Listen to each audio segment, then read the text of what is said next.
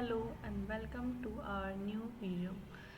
आज हम पढ़ेंगे the building blocks of life, जीवन के निर्माण खंड। So let's learn cell biology. देखिए, फर्स्ट ऑफ ऑल हम पढ़ेंगे व्हाट इज सेल। कोशिका क्या है? एक बेसिक सी यूनिट होती है। देखिए, हम पहले परिभाषा पढ़ते हैं इसकी। The cell is the basic structural, functional and biological unit of all non livings organisms. कोशिका सभी ज्ञात जीवित जीवों की मूल संरचनात्मक, कार्यात्मक और जैविक इकाई है। ये हिंदी और इंग्लिश दोनों में लिखा हुआ है, तो जो लोग हिंदी मीडियम है वो लोग भी इसको पढ़ सकते हैं और जो इंग्लिश मीडियम है वो लोग भी इसको पढ़ सकते हैं। The cell is the basic structural, यह इसका एक बेसिक सा स्ट्रक्चर होता है। और फंक्शनल, इसके कुछ कार्य होते हैं, कार्यात्मक इकाई होती है। Biological unit of all non living, सभी ज्ञात जीवित जीवों की मूल संरचनात्मक, कार्यात्मक और जैविक इकाई है। It is the smallest unit of life that can replicate independently. ये क्या करती है? यह जीवन की सबसे छोटी इकाई है जो स्वतंत्र रूप से प्रतिकृति बना सकती है। हम ये जानते हैं कि एक सेल ही विभक्त होकर अन्य सेलों में टूटकर एक नई सेल का निर्माण करती है। तो इस प्रक्रिया में जो जो चीज़ों में भाग लेती, जो जो चीज़ें इसमें भाग लेती हैं, वो सब के बारे में हम आगे जानेंगे। Often called the building blocks of life, इसको अक्सर जीवन के निर्माण खंड कहा जाता है। नेक्स्ट हमारा द सेल थ्योरी, कोशिका सिद्धांत। कोशिका के क्या क्या सिद्धांत होते हैं? ऑल लाइफ, सभी जीव, all living organisms are composed of one or more sales. सभी जीवित जीव एक या एक से अधिक कोशिकाओं से बने होते हैं। ये तो सही बात है, हमको सबको पता है कि सभी जो जीव जिनमें जीवन है वो सभी एक या एक से अधिक कोशिकाओं से बने होते हैं। बेसिक यूनिट है इसकी, मूल इकाई क्या है? The cell is the basic unit of structure and function in all living things. कोशिका सभी जीवित चीज़ों में संरचना और कार्य की मूल इकाई है। कोशिका से हमें जो संरचना मिलती है, हमारे शरीर की संरचना भी कोशिकाओं पर डिपेंड करती है। हम कैसे दिखाई देते हैं, क्योंकि इसके अंदर डीएनए भी होता है। तो हम ये भी कि हमारे कार्य कैसे होंगे या हम लोगों की व्यवहार कैसा होगा, ये सब हमारी सेल के ऊपर डिपेंड करता है। सेल के अंदर जो डीएनए होता है उसके ऊपर डिपेंड करता है। फ्रॉम प्री एग्जिस्टिंग सेल, इसके सिद्धांत पढ़ रहे हैं हम।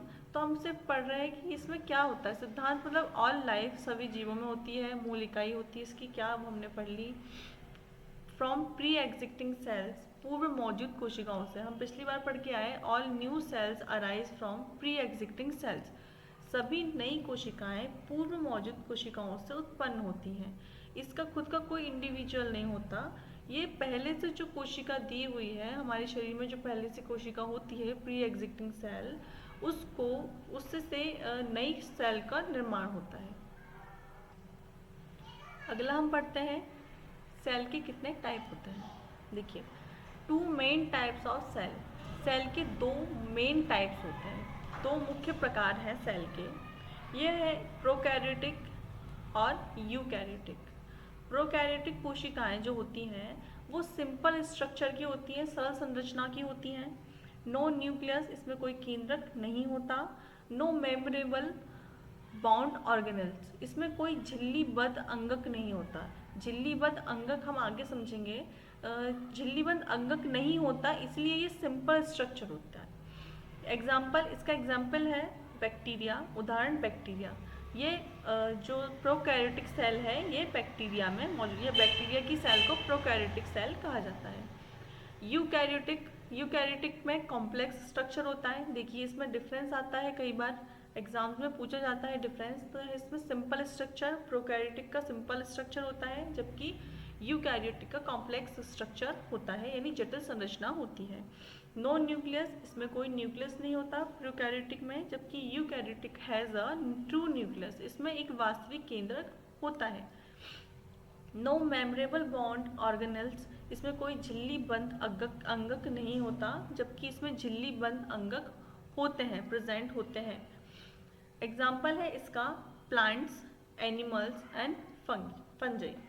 इसमें उदाहरण दिए हैं पौधे का, जानवर का और कवक। ठीक है, नेक्स्ट हमारा है, इसको थोड़ा और अच्छे से समझते हैं हम लोग। देखिए, प्रोकैरियोटिक वर्सेस यूकैरियोटिक। यहाँ पे हमने डायग्राम कंडक्ट किया हुआ है यूकैरियोटिक का और प्रोकैरियोटिक का।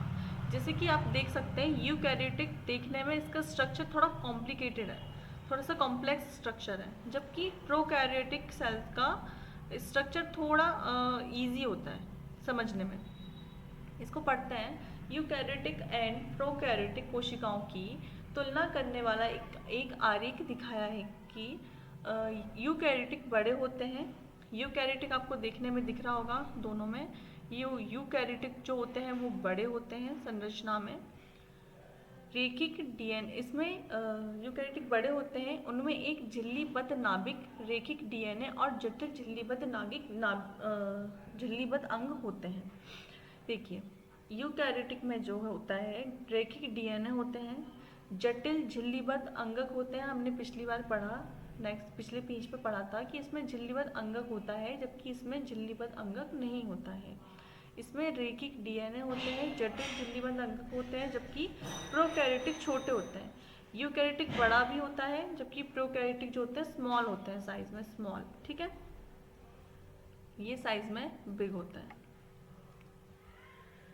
इसमें इसकी बजाय इसमें नाभिक नहीं होता। किसमें? प्रोकैरियोटिक में इसमें नाभिक यानी कि न्यूक्लियस प्रेजेंट नहीं होता, जबकि इसमें न्यूक्लियस होता है। ये रहा न्यूक्लियस, इसको न्यूक्लियस बोला जाता है। देखिए ये न्यूक्लियस होता है, जबकि इसमें ऐसा कोई भी न्यूक्लियस प्रेजेंट, इस पूरे स्ट्रक्चर में कहीं भी न्यूक्लियस प्रेजेंट नहीं है। इसमें नाभिक नहीं होता, इसके बजाय एक न्यूक्लियोइड क्षेत्र में गोलाकार डीएनए होता है। जब नाभिक नहीं होता तो डीएनए कहीं ना कहीं तो होगा, तो डीएनए कहाँ होगा? इसमें डीएनए जो होता है वो न्यूक्लियोइड क्षेत्र में गोलाकार डीएनए होता है। यहाँ पे आपको दिख रहा होगा कि ये न्यूक्लियोइड क्षेत्र है, यहाँ पे लिख रहा है न्यूक्लियोइड डीएनए। ये जो है न्यूक्लियोइड क्षेत्र है, इसमें डीएनए प्रेजेंट है। इसमें ये जो ऊपर दिख रहा है ये सब, ये पाइलस होता है, ये फ्लैजिलम होता है। फ्लैजिलम से क्या करता है ये सारी कोशिकाओं में ये ट्रांसफ़र होता है, एक दूसरे से घूमने का काम ये फ्लैजिलम के द्वारा करता है। इसमें साइटोप्लाज्म भरा होता है, जहाँ डीएनए होता है उसमें एक द्रव भरा होता है जिसको कहा जाता है साइटोप्लाज्म। और साइटोप्लाज्म में राइबोसोम्स, कहीं कहीं राइबोसोम्स, ये जो छोटे छोटे कण दिख रहे हैं आपको ये राइबोसोम्स हैं। प्लाज्मा मेम्ब्रेन, इसके ऊपर एक परत चढ़ी होती है जिसको प्लाज्मा मेम्ब्रेन बोला जाता है, और उसके ऊपर होती है सेल वॉल। ठीक है, सबसे बाहरी सेल वॉल होती है। यूकैरियोटिक में देखेंगे हम, यूकैरियोटिक में समझते हैं। इसमें सबसे पहले ऊपर होती है सेल मेम्ब्रेन, सबको ढाके रखती है सेल मेम्ब्रेन। इसके अंदर होता है न्यूक्लियस। न्यूक्लियस ये देखिए, अब जो पहले भी पढ़ा हमने न्यूक्लियस, जबकि इसमें न्यूक्लियस प्रेजेंट नहीं होता, इसमें प्रेजेंट होता है। इसमें होता है एंडोप्लाज्मिक रेटिकुलम, ये देखिए न्यूक्लियस के नीचे, ठीक नीचे एंडोप्लाज्मिक रेटिकुलम आपको दिख जाएगा। ये इसमें एक द्रव भरा होता है, इसको भी साइटोप्लाज्म बोलते हैं। इस द्रव में दोनों में इसमें साइटोप्लाज्म होता है, इस सेल में दोनों में साइटोप्लाज्म है। यहाँ पे राइबोसोम दिख जाएंगे आपको, छोटे छोटे कण में राइबोसोम, इसमें भी प्रेजेंट होता है राइबोसोम, इसमें भी प्रेजेंट होता है।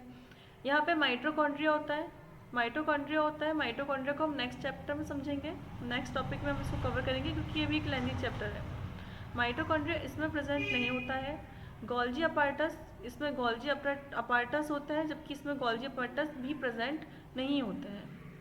इसलिए इसको थोड़ा सा कॉम्प्लिकेटेड स्ट्रक्चर बोला जाता है, क्योंकि ये जो सभी चीज़ें हैं, सेल मेम्ब्रेन है, डीएनए है, लाइसोसोम है, राइबोसोम है, माइटोकॉन्ड्रियन है, Golgi apparatus, cytoplasm, endoplasmic reticulum, nucleus, इन सभी की अपना एक फंक्शन है। ये सब अपना एक फंक्शन रखते हैं अपने पास। तो आगे हम पढ़ेंगे इन लोगों के बारे में, इसको कंप्लीट कर लेते हैं। झिल्लीबद्ध अंग के बिना सरल संरचनाएं होती हैं। यूकैरियोटिक आरेखों में माइटोकॉन्ड्रिया, यूकैरियोटिक आरेखों में ये हमने अभी नाम बताया, माइटोकॉन्ड्रिया है, एंडोप्लाज्मिक रेटिकुलम है, और गोल्जी उपकरण जैसी संरचनाएं दिखाई देंगी, जो प्रोकैरियोटिक आरेखों में अनुपस्थित हैं। अनुपस्थित मतलब एब्सेंट हैं।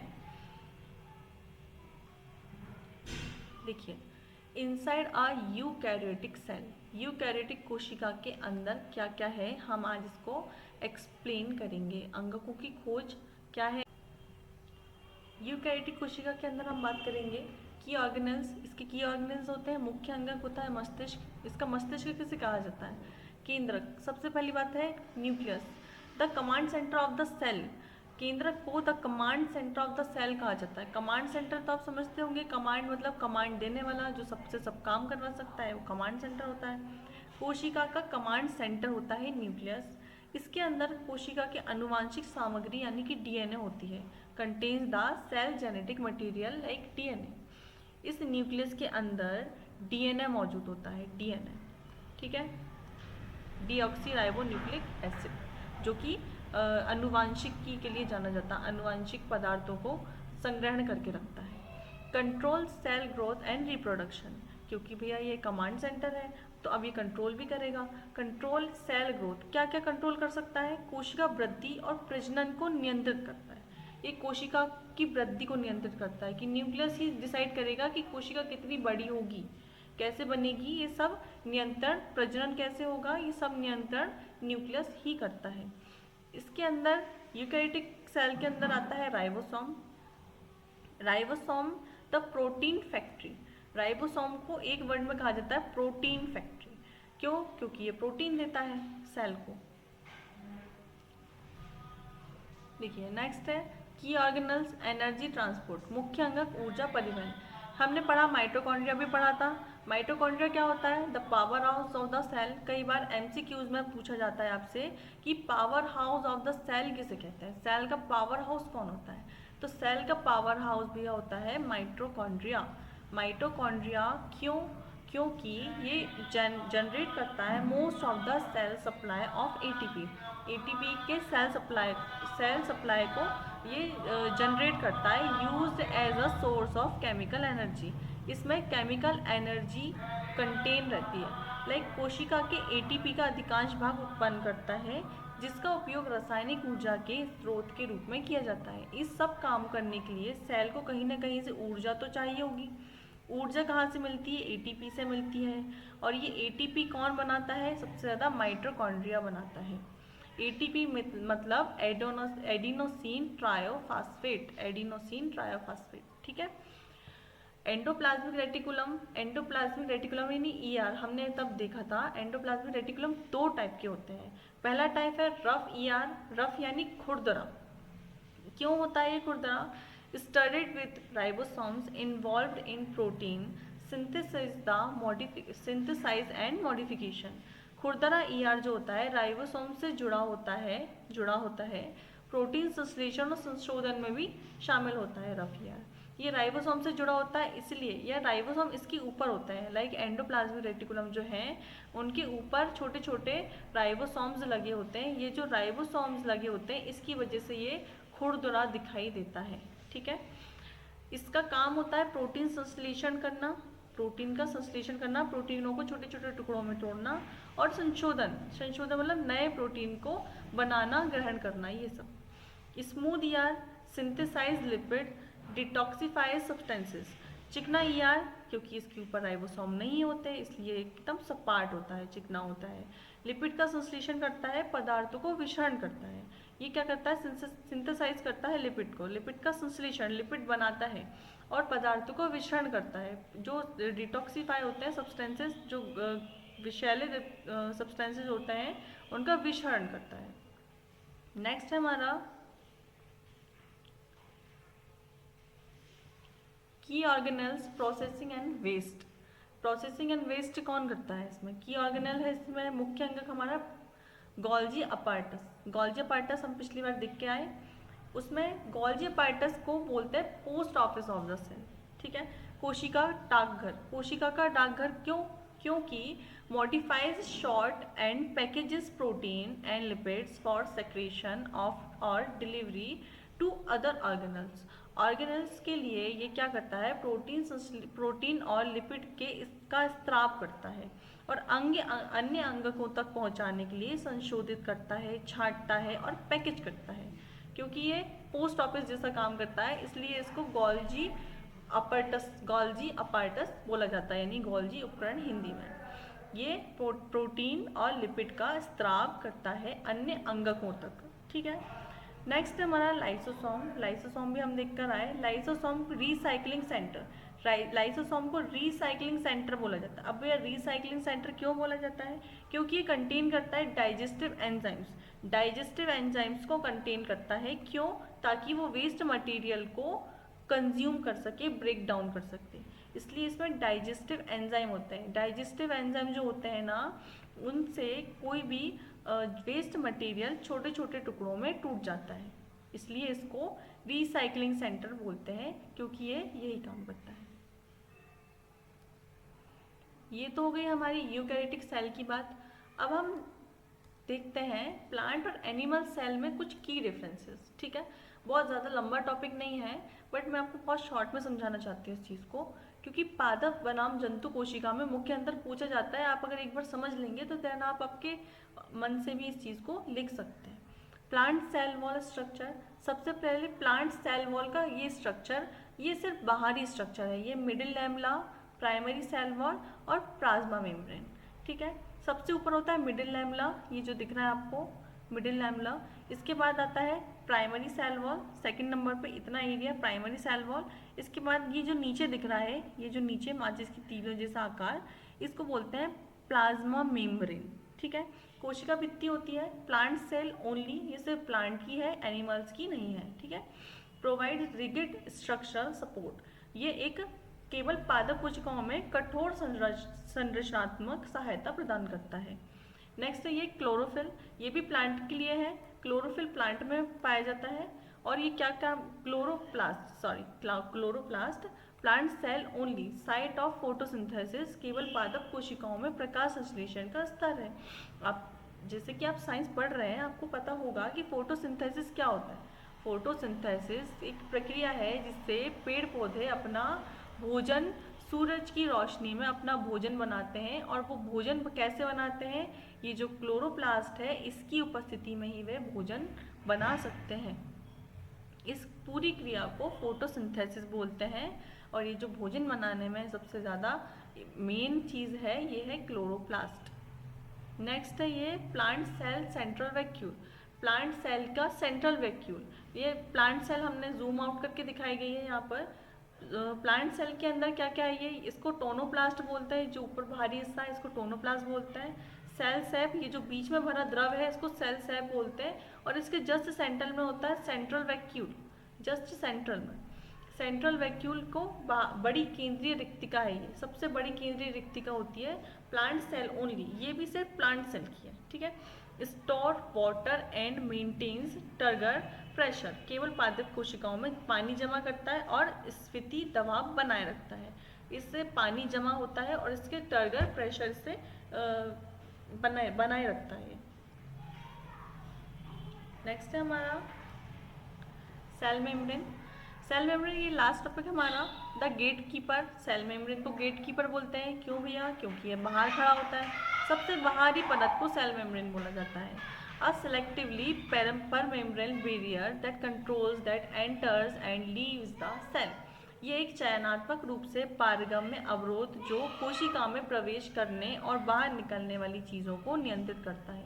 यही डिसाइड करेगा कि कौन अंदर जाएगा और कौन बाहर रहेगा। इसको बोलते हैं सेल मेम्ब्रेन, कोशिका झिल्ली। Composed of phospholipid bilayer with embedded protein, ये एम्बेडेड प्रोटीन के साथ फास्फोलिपिड बाइलेयर से बनती है। यहाँ पे आपको दिख रही है फास्फोलिपिड बाइलेयर, ये दिया हुआ है फास्फोलिपिड बाइलेयर, एंड इसमें एम्बेडेड प्रोटीन, इसके अंदर एम्बेड होता है प्रोटीन। एक्स्ट्रा सेलुलर होती है, ये जो एक्स्ट्रा सेलुलर मतलब इसकी दो परतें होती है, एक ये आगे और एक ये पीछे, इसको एक्स्ट्रा सेलुलर बोलते हैं। ठीक है, और ये इंट्रासेलुलर होती है। इंट्रासेलुलर मतलब ये एक ही होती है, ठीक है, एक लाइन से। ये एक्स्ट्रा सेलुलर और ये इंट्रासेलुलर, ये अंदर की साइड होती है, ये बाहर की साइड होती है। हाइड्रोफोबिक टेल, ये जो टेल दिख रही है इसको बोलते हैं हाइड्रोफोबिक टेल, और ये पूरी है फास्फोलिपिड बाइलेयर। और इसके अलावा इसको बोलते हैं सेल मेम्ब्रेन, ये जो बाहरी आवरण को कवर कर रही होती है इसको सेल मेम्ब्रेन बोला जाता है। Essential for communication and maintaining a stable internal environment, ये संचार और स्थिर आंतरिक वातावरण यानी होमोस्टेसिस बनाए रखने के लिए आवश्यक है। ठीक है, ये हमारा था सेल मेम्ब्रेन। और हमने आज पढ़ा, क्या क्या पढ़ा हमने प्लांट और एनिमल सेल की डिफरेंस पढ़ा, हमने की ऑर्गेनल्स प्रोसेसिंग वेस्ट यानी कि गोल्जी उपकरण होता है, गोल्जी उपकरण को पोस्ट ऑफिस बोलते हैं, लाइसोसोम को रिसाइकलिंग सेंटर बोलते हैं। की ऑर्गेनल्स एनर्जी ट्रांसपोर्ट माइटोकॉन्ड्रिया होता है, माइटोकॉन्ड्रिया को पावर हाउस और एंडोप्लाज्मिक रेटिकुलम दो तरह के होते हैं। इसके बाद इसके पहले हमने पढ़ा मस्तिष्क केंद्रक को कोशिका का कमांड सेंटर बोलते हैं, राइबोसोम को प्रोटीन फैक्ट्री बोलते हैं। अगर आपको इस सब से रिलेटेड कोई भी क्वेश्चन हो तो आप मुझे कमेंट्स में बता सकते हैं। आपके कमेंट्स का मैं ज़रूर रिप्लाई करूँगी। एंड प्लीज़ हमको फॉलो करें फॉर मोर अपडेट्स एंड अच्छे से पढ़ाई करें क्योंकि एग्ज़ाम बहुत पास है। Okay, bye bye, take care.